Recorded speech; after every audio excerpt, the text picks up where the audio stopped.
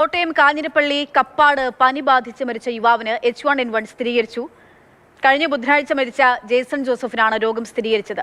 അടുത്തിടപഴകിയ 7 പേർ പ്രത്യേക നിരീക്ഷണത്തിലാണ്. ഷിനോജ് സ്റ്റീവ് വിവരങ്ങളുമായി ചേരുകയാണ്. ഷിനോജ്, എപ്പോഴാണ് H1N1 സ്ഥിരീകരിച്ചിരിക്കുന്നത്? ഒപ്പം തന്നെ ഈ നിരീക്ഷണത്തിലുള്ള 7 പേർക്കും പനിയുണ്ടോ നിലവിൽ?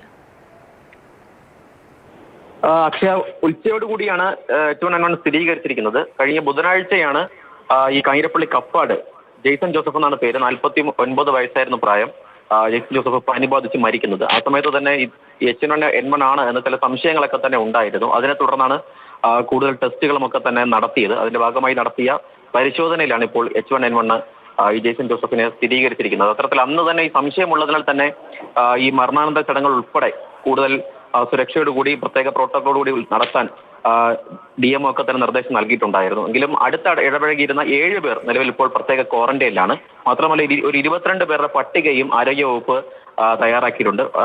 ഇടപഴകിയിരുന്ന 22 പേരുടെ പട്ടികയാണ്. എന്തായാലും ഈ 7 പേർക്കോ മറ്റ് 22 പേർക്കോ മറ്റോ ഒന്നും തന്നെ യാതൊരു തരത്തിലുള്ള ആരോഗ്യ പ്രശ്നങ്ങൾ നിലവിൽ ഇല്ല എന്നതാണ് ആരോഗ്യവകുപ്പ് നൽകുന്ന വിവരം.